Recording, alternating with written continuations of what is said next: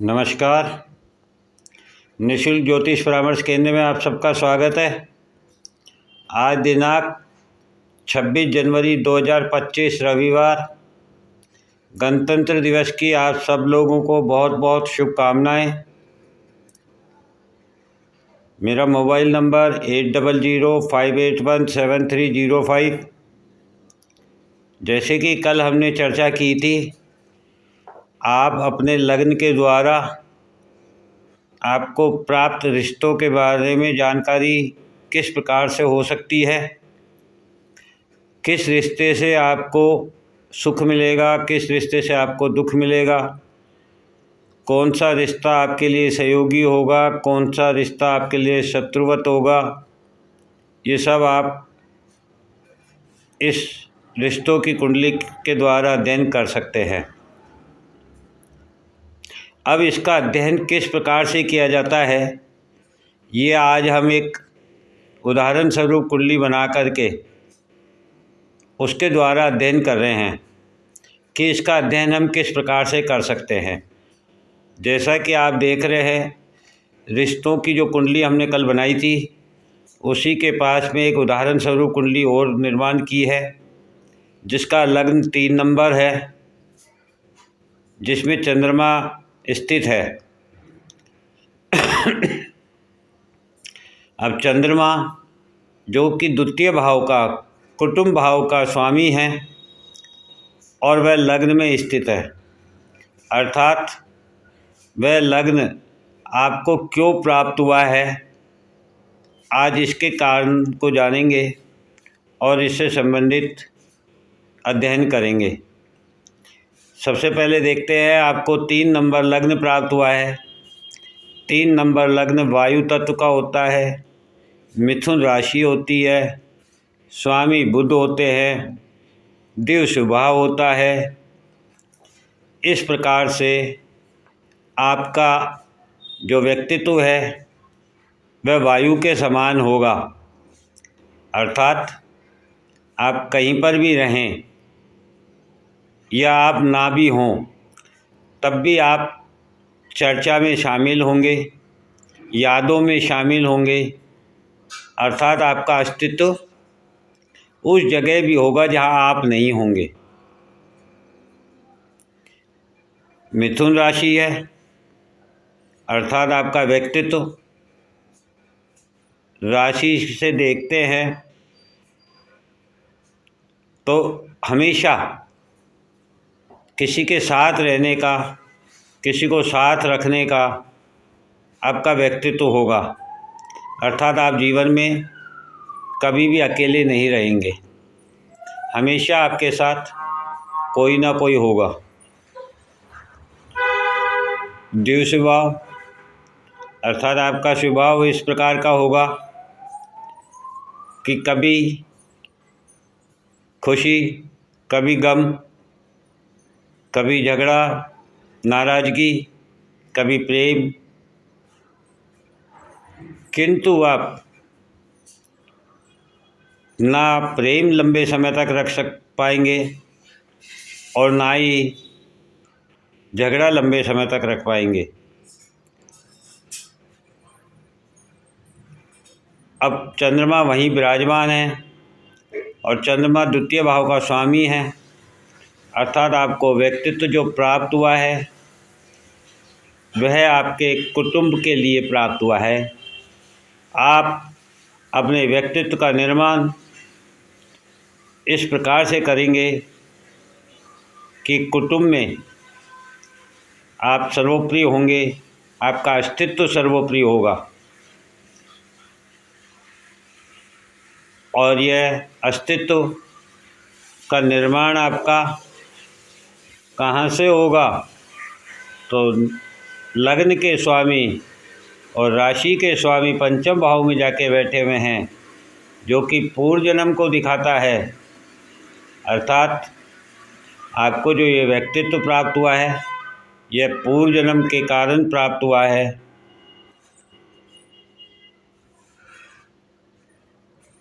और पूर्व जन्म को इस जन्म के साथ बैलेंस करने के लिए प्राप्त हुआ है।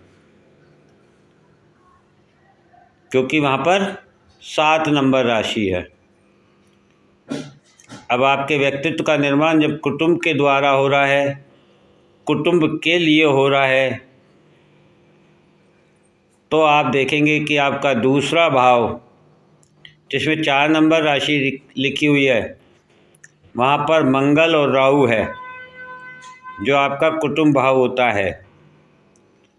4 नंबर राशि हमें सुख प्रदान करती है, कर्क राशि होती है, जल तत्व होता है, चर स्वभाव होता है, चंद्रमा इसके स्वामी होते हैं, और वहाँ पर मंगल और राहु बैठे हुए हैं। अब आप देखेंगे कि मंगल कौन कौन से घर के स्वामी हैं, जिनके कारण आपको ये कुटुंब प्राप्त हुआ है। तो आप देखेंगे कि आपके छठे घर के स्वामी और 11वें घर के स्वामी मंगल बनते हैं। छठा घर आपका ऋण रोग शत्रु का है और 11वां घर आपकी इच्छाओं का है, और उसके स्वामी आपके कुटुंब भाव में बैठे हुए हैं, चर स्वभाव में बैठे हुए हैं, जल तत्व में बैठे हुए हैं। अर्थात आपके जो ऋण रोग शत्रु है और आपकी जो इच्छाएं हैं, वे दोनों आपके कुटुंब में हैं। एक ऐसी ऊर्जा के रूप में है जो कुटुंब में सुख प्राप्त करना चाहती है, क्योंकि चौथा भाव सुख का भी होता है, विलासिता का भी होता है, और चंद्रमा इमोशन का होता है। तो आपके व्यक्तित्व में कुटुंब के प्रति इमोशन होगा, किंतु कुटुंब में जो स्थित सदस्य हैं वे मंगल राहु से ग्रसित होंगे, अर्थात उनकी ऊर्जा इस प्रकार की होगी, विस्फोटक होगी, पानी में आग लगाने वाली होगी। अर्थात परिवार में इस प्रकार का माहौल होगा कि शीतलता को, शांति को भंग कैसे किया जाए, उग्र कैसे किया जाए। और ये आपके पूर्व जन्म के मामा मौसी हो सकते हैं, बड़े भाई बहन हो सकते हैं, जो इस जन्म में आपके कुटुंब में के सदस्य बने हैं।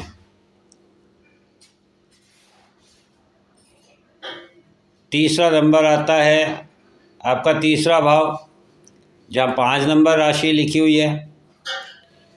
5 नंबर राशि सिंह राशि कहलाती है, जिसके स्वामी सूर्य होते हैं। यह अग्नि तत्व की होती है, स्थिर स्वभाव की होती है। तीसरा भाव आपके पराक्रम को दिखाता है। यह आप यहाँ से आपके छोटे भाई बहनों की, पड़ोसियों की, कम्युनिकेशन की का अध्ययन किया जाता है। और इसके स्वामी भी 5वें घर में जाके बैठे हुए हैं। अर्थात आपको जो छोटे भाई बहन प्राप्त हुए हैं, जो जीवन में पड़ोसी प्राप्त होंगे, या वे लोग जिनसे आपका संचार होगा, कम्युनिकेशन होगा,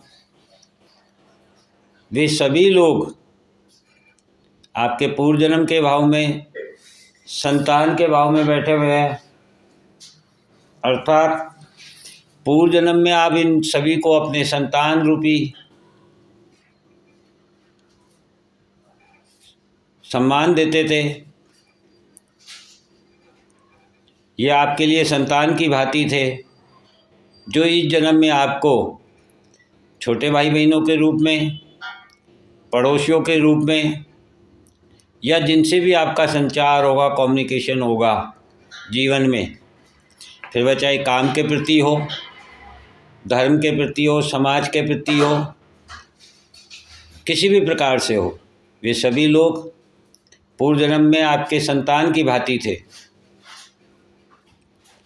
इसी प्रकार से आपका चौथा भाव, जहाँ 6 नंबर राशि लिखी हुई है, 6 नंबर राशि कन्या राशि होती है, जिसके स्वामी बुध होते हैं।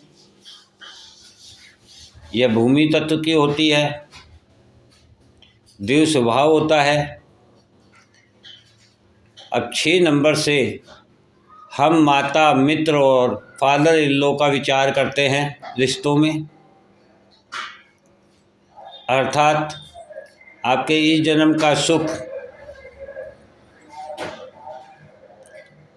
वह चाहे माता का सुख हो, चाहे मित्रों का सुख हो, चाहे फादर इन लॉ का सुख हो, ये सभी सुख आप अपने पूर्व जन्म में अपने संतान की भांति इन लोगों को प्रदान करते थे। इन लोगों को इस प्रकार से मानते थे। 5वां भाव जैसा कि पूर्व जन्म का है, और यहाँ पर 7 नंबर राशि लिखी हुई है, जहाँ सूर्य, बुध और शुक्र बैठे हुए हैं। बुध जो कि आपके लग्न के और चतुर्थ भाव के स्वामी हैं, अर्थात आप कुटुंब को और अपने माता, मित्र, फादर इन लॉ, इन सभी को अपने संतान के समान प्यार करेंगे, किंतु उस प्रेम में, उस प्यार में एक बैलेंस बनाकर रखेंगे। अर्थात वह प्यार इतना अति नहीं होगा कि आप धर्म को, मर्यादाओं को पार करके भी उनकी सहायता कर पाएँ या उनका सहयोग करें। आप नियम और कानून में रहते हुए ही उनकी सहायता करेंगे, उनको प्रेम करेंगे। इसी प्रकार से छोटे भाई बहनों का देखा हमने। अब 5वां भाव संतान का होता है, और आपके जो पूर्व जन्म में चाचा, बुआ,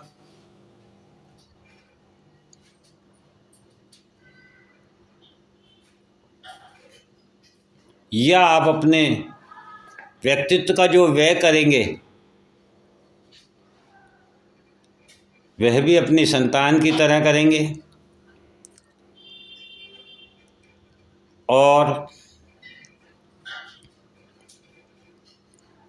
उसमें भी एक बैलेंस होगा, क्योंकि ये वायु तत्व की है।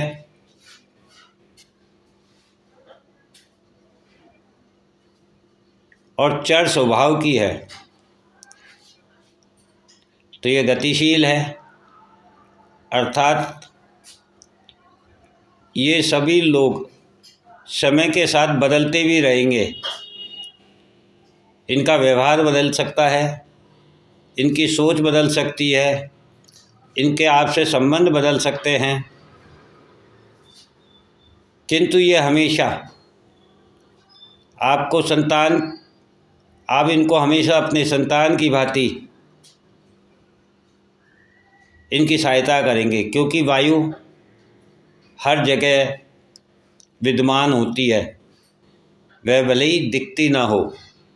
इसी प्रकार का आपका इनका संबंध होगा। 6ठा घर आपका, जिसमें 8 नंबर राशि लिखी हुई है।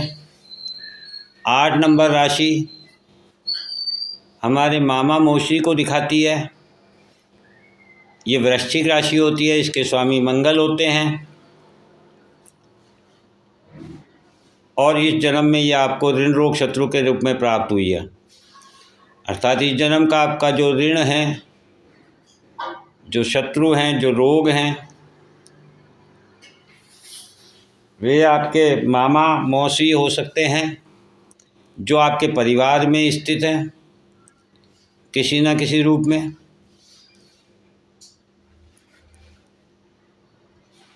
इसी प्रकार से 7वां भाव, जहाँ 9 नंबर राशि लिखी हुई है 9 नंबर राशि धनु राशि होती है, जिसके स्वामी गुरु होते हैं। ये अग्नि तत्व की है, दिव्य स्वभाव है। इसका प्रतीक चिन्ह एक घुड़सवार धनुधारी है, अर्थात लक्ष्य को दिखाती है।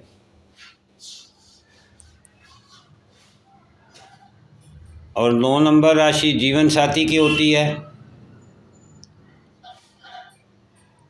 तो ये 9 गुरु जो है, इस राशि के स्वामी आपके 9वें भाव में बैठे हैं, जो कि आपके पूर्वजों का है, पितरों का है। अर्थात आपको जो जीवन साथी प्राप्त होगा वह आपके पूर्वजों में से, पितरों में से कोई एक है। और उसका अपना एक लक्ष्य है, वह अपना लक्ष्य पूर्ण करने के लिए इस जीवन में आई हैं। 8वां घर जहाँ की 10 नंबर राशि लिखी हुई है, ये मकर राशि है। इसके स्वामी शनि होते हैं, भूमि तत्व की है, चर स्वभाव की है। 8वां घर अचानक घटने वाली घटनाओं का होता है, गहराई का होता है, स्थिरता का होता है। और यहाँ शनि और केतु बैठे हुए हैं। शनि जो कि कर्म के कारक ग्रह हैं, राशि भी कर्म की है। 8वां घर स्थिरता का है, गहराई का है। केतु मूल होते हैं, जड़ होते हैं, रूट्स होती है हमारी, अर्थात डीएनए होता है। तो 8वां घर आपका डीएनए है, और आपका डीएनए आपका ससुराल था, अर्थात आप ससुराल पक्ष में से इस जन्म में आए हैं। 9वां घर कुंभ राशि, जिसके स्वामी शनि होते हैं, वायु तत्व की है।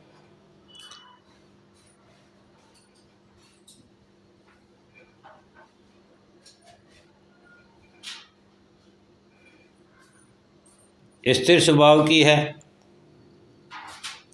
यहाँ पर गुरु बैठे हुए हैं। 11 नंबर राशि कुंभ राशि होती है, जिसके स्वामी शनि हैं, और शनि अपने घर से 12वें घर में बैठे हुए हैं। अर्थात आपने अपने पूर्व जन्म में या आपके पूर्वजों ने, पितरों ने अपने इच्छाओं की पूर्ति के लिए अपने डीएनए अर्थात अपने परिवार का त्याग किया है।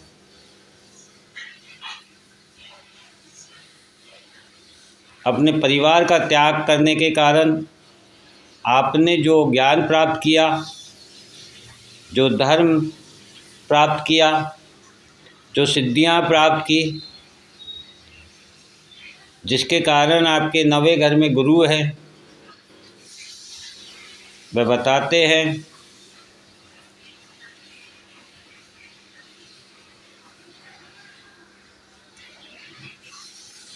कि आपने डीएनए का त्याग करके संन्यास लिया था। और 10वां घर जहाँ की 12 नंबर राशि लिखी हुई है, 12 नंबर राशि मीन राशि, जिसके स्वामी गुरु हैं, जो 9वें घर में बैठे हुए हैं। अर्थात ये भी आपके पूर्वजों और पितरों का है।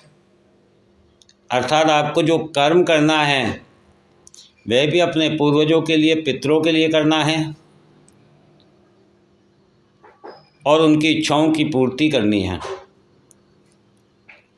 11वां घर जहाँ 1 नंबर राशि लिखी हुई है, और 1 नंबर राशि मेष राशि होती है। अग्नि स्वभाव, अग्नि तत्व चर स्वभाव, और इसके स्वामी आपके कुटुंब भाव में बैठे हुए हैं। अर्थात आपकी इच्छाएं कुटुंब के प्रति हैं। और 12वां घर जहाँ 2 नंबर राशि लिखी हुई है, वृष राशि, जिसके स्वामी शुक्र होते हैं, यह भूमि तत्व की होती है, स्थिर स्वभाव की होती है, और ये आपके संतान भाव में बैठे हुए हैं इसके स्वामी। अर्थात आप अपने व्यक्तित्व का वे संतान की तरह अपने व्यक्तित्व का, अपने छोटे भाई बहनों का, पड़ोसियों का, मित्रों का, माता का, फादर इन लॉ का और अपनी संतान का सबसे प्रेम करने में अपने व्यक्तित्व का व्यय करेंगे।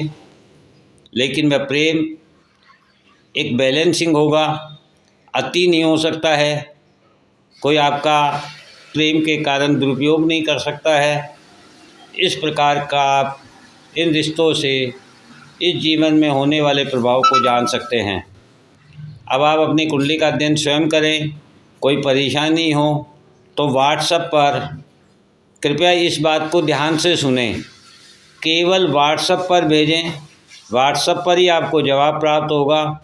आप लोगों से पुनः निवेदन है, कृपया फ़ोन ना करें और व्हाट्सएप पर क्या क्या भेजना है उसे नोट कर लें।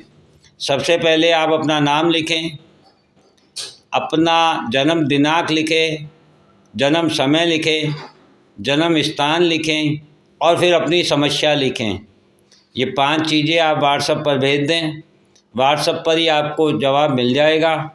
15 से 20 दिन का आप इंतज़ार करें। निश्चित रूप से हम शीघ्र आपके सवालों का जवाब देने का प्रयत्न करेंगे। जय हिंद, जय भारत।